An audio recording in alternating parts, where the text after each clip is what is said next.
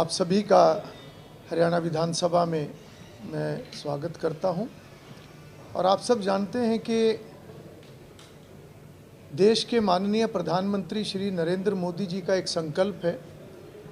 कि 2047 तक हमारा देश विकसित राष्ट्र हो, और उसके लिए ये ज़रूरी है कि जहां विकसित राष्ट्र के सफ़र में आत्मनिर्भर भारत, उसके लिए हमें काम करना है। साथ ही साथ एक मजबूत विधायिका, एक प्रभावी विधायिका के बिना ये संभव नहीं है, क्योंकि विधायिका के माध्यम से ही जहां नीतियों का निर्धारण होता है, कानून का निर्माण होता है, बजट पास होना और सरकार के कार्यों की समीक्षा होती है, वहीं माननीय प्रधानमंत्री जी का ये भी सोचना है कि जनप्रतिनिधियों को की अलर्टनेस के लिए जनप्रतिनिधि और बेहतर तरीके से अपने कार्य करें। उसके लिए जहां एक सार्थक चर्चा की आवश्यकता है, वहीं आम जन के अंदर विधायिका के प्रति जागरूकता अधिक से अधिक हो। उस नाते से बहुत सारे ऐसे अभियान, इसकी शुरुआत भारत की संसद ने की है। हमारे लोकसभा के माननीय अध्यक्ष श्री ओम बिरला जी, जो माननीय प्रधानमंत्री जी के विज़न के अनुरूप उन्होंने बहुत सारे ऐसे इनिशिएटिव्स, नवाचार शुरू किए हैं, जिसका अनुसरण हरियाणा विधानसभा भी कर रही है, जिसमें लोगों के अंदर एक विधायिका के प्रति जागरूकता के नाते कहीं सेमिनार का आयोजन करना, या उसके साथ साथ ऐसे युवा संसद, उसी कड़ी में आज हरियाणा विधानसभा के अंदर हरियाणा युवा संवाद, इसका आयोजन किया गया है, जिसके अंदर लगभग 15 राज्यों से यहाँ पर युवा शामिल हुए हैं। और जिस प्रकार से सदन की कार्रवाई चलती है, जिस प्रकार से एक विधायी प्रक्रियाएं हैं, नियम हैं, उन सब की जानकारी युवाओं को हो, और वो भविष्य में एक जिम्मेवार युवा, एक जिम्मेवार नागरिक हर क्षेत्र में जाते हुए, वो किसी भी क्षेत्र में जाए, परंतु वो एक ऐसे नागरिक, एक सजग नागरिक हों, जिनको सारी इस प्रक्रिया की जानकारी हो। और ऐसे ही युवाओं में से जो भविष्य में जो पॉलिसी मेकर बनेंगे, जो जनप्रतिनिधि बनेंगे, तो इस प्रकार की भावना उनके अंदर हो। उस नाते से, अवेयरनेस के नाते से, जागरूकता के नाते से इस संसद का आयोजन किया गया है, और भविष्य में भी इस प्रकार की कार्रवाई लगातार जारी रहेगी। और हरियाणा विधानसभा ने ये एक पूरी रूपरेखा भी तैयार की है, जिस प्रकार से पिछले समय में गुरुग्राम, मानेसर के अंदर अखिल भारतीय स्तर का एक अर्बन लोकल बॉडीज़ के चेयरपर्सन्स का एक सम्मेलन हुआ था, जो लोकसभा ने उसका आयोजन किया था, जिसकी जिम्मेवारी हरियाणा विधानसभा को मिली थी। निश्चित रूप से हमारी विधायिका, चाहे वो पार्लियामेंट है, राज्यों के विधानमंडल हैं, या हमारा जो थर्ड टियर सिस्टम है, जिसके अंदर हमारे स्थानीय निकाय हैं, वो भी और प्रभावी हों, उसी दिशा में, उसी तरीके से वो भी कार्य करें। उस नाते से इस प्रकार के सम्मेलनों का आयोजन ये राष्ट्रीय स्तर पर भी और आने वाले समय में प्रदेश स्तर पर भी इसकी कार्य योजना बनाई गई है। साथ ही साथ लोगों के अंदर विधायिका के प्रति जागरूकता बढ़े, उसके लिए भी एक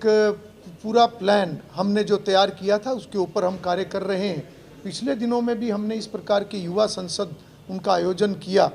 और आने वाले समय में भी ये इसी प्रकार से ये क्रम जारी रहेगा। और फरवरी माह के अंदर 16 फरवरी 14 फरवरी को सोनीपत के अंदर एक युवा सम्मेलन भी किया जाएगा, जो हरियाणा विधानसभा की तरफ से उसका आयोजन होगा, जिसमें बड़ी संख्या में युवा भाग लेंगे। विभिन्न यूनिवर्सिटीज़ के छात्र उसके अंदर हिस्सा लेंगे, और उसमें हमारे राज्यसभा के माननीय उपसभापति श्री हरिवंश जी उसमें मुख्य रूप से उपस्थित होंगे। तो मैं समझता हूं कि माननीय प्रधानमंत्री जी का जो एक विज़न है, उनका संकल्प विकसित राष्ट्र का, उनका एक विज़न, एक प्रभावी विधायिका, और विधायिका की जानकारी जन जन तक पहुंचे, उस दिशा में हम आगे कार्य कर रहे हैं। जी, सर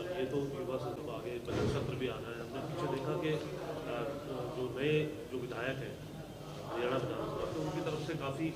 चीज़ें ऐसी की गई थी जिसकी वजह से आपको भी चेयर से खड़ा होना पड़ा था। तो समय समय पे आप उनके प्रशिक्षण को लेकर के भी काम करते हैं, तो क्या बजट सेशन से पहले ये माने कि मुख्य धारा में यानी विधायकों का भी कोई और प्रशिक्षण आपकी तरफ से करवाया जाएगा या कोई ऐसी देखिए, मैं समझता हूँ कि भारत दुनिया का सबसे बड़ा लोकतंत्र है और जब हम पार्लियामेंट्री डेमोक्रेसी की बात करते हैं तो उसमें लेजिस्लेचर यानी विधायिका का एक बहुत बड़ा रोल है, क्योंकि यहीं से हम सभी माननीय सदस्यगणों के माध्यम से, जो कि एक जनता के प्रतिनिधि हैं, और उनके माध्यम से लोगों की भावनाओं के ऊपर यहाँ चर्चा होती है, उनकी समस्याओं के बारे में चर्चा होती है, प्रदेश के विकास के बारे में चर्चा होती है, और यहीं पर जो पॉलिसीज़, जो नीति निर्धारण होता है, उसी से एक प्रदेश की दिशा तय होती है। और मैं समझता हूँ कि ये सभी तब संभव है जब हर माननीय सदस्य, सभी जनप्रतिनिधि यहाँ पर एक सार्थक चर्चा, उसका एक वातावरण वो हमेशा रहना चाहिए।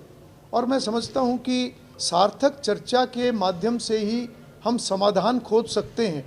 और जितनी चर्चा सार्थक होगी उतने ही अच्छे समाधान होंगे, और सरकार को भी एक स्पष्ट रूप से एक रोड मैप मिलेगा कि किस प्रकार से भावी योजनाएं और किस प्रकार से समय, जो एक आने वाले समय के लिए सरकार, चाहे वो कानून बनाने की बात है, नीतियां निर्धारण करने की बात है, बजट बनाने की बात है, ये सभी कार्य यहीं से होते हैं। और मैं इस बारे में स्पष्ट रूप से कहना चाहूँगा कि सभी माननीय सदस्यों की ये जिम्मेवारी बनती है कि वो खुद को जनता का प्रतिनिधि समझते हुए, क्योंकि असली पावर जो है वो जनता है, असली ताकत जनता है, हम जनता के प्रतिनिधि हैं, और जनता के प्रतिनिधि के नाते ये हमारी जिम्मेवारी बनती है कि हम एक अच्छी चर्चा के माध्यम से लोगों के लिए एक भविष्य, एक बेहतर भविष्य का रोड मैप हम तैयार करने का कार्य यहाँ पर करें। युवा संसद का कोई फायदा सर, विधानसभा को भी इसकी प्रोडक्टिविटी का कोई फायदा होगा? देखिए, निश्चित रूप से ऐसे युवा संसदों के माध्यम से, जहाँ एक समाज में युवाओं के माध्यम से एक विधायिका के प्रति एक जागरूकता बढ़ती है, और हमारे युवाओं को जो आने वाले समय में, जिनको मैं देश का भविष्य कहूँगा, वो एक जानकारी के साथ जब आगे बढ़ते हैं तो निश्चित रूप से उनका इंटरेस्ट भी इसमें बढ़ता है, और पढ़े लिखे अच्छे युवा आने वाले समय में सदनों में चुनकर आएँ, क्योंकि एक पॉलिसी मेकर के नाते से एक बहुत बड़ा रोल जनप्रतिनिधि का होता है,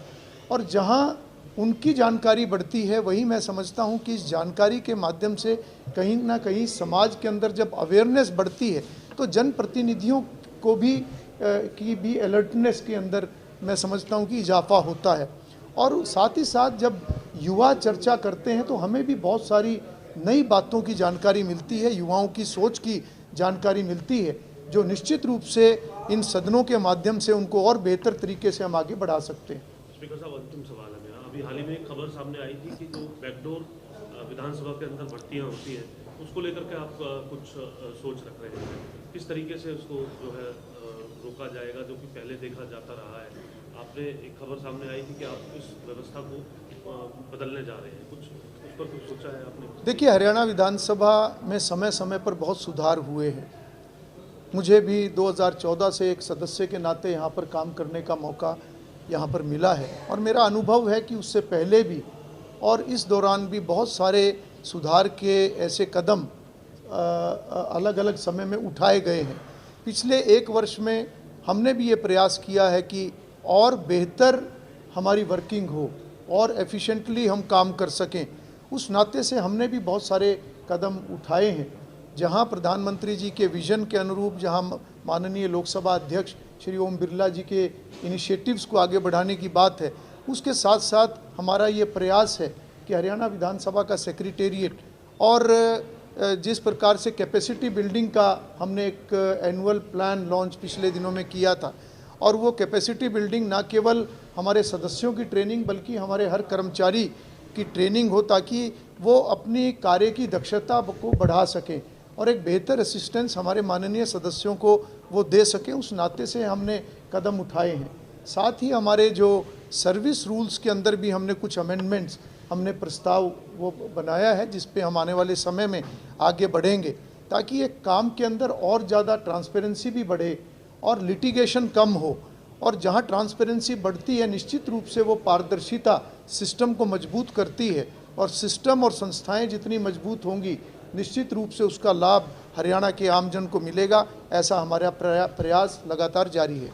कुछ बताएंगे सर, क्या सर्विस रूल में कि क्या वो भर्तियों को लेकर खासतौर से? देखिए सरकार कहती है, देखिए वो उसी का हिस्सा है। जब हम पारदर्शिता और ट्रांसपेरेंसी की बात करते हैं तो उसके अंदर सभी ये विषय उसके अंदर कवर होते हैं।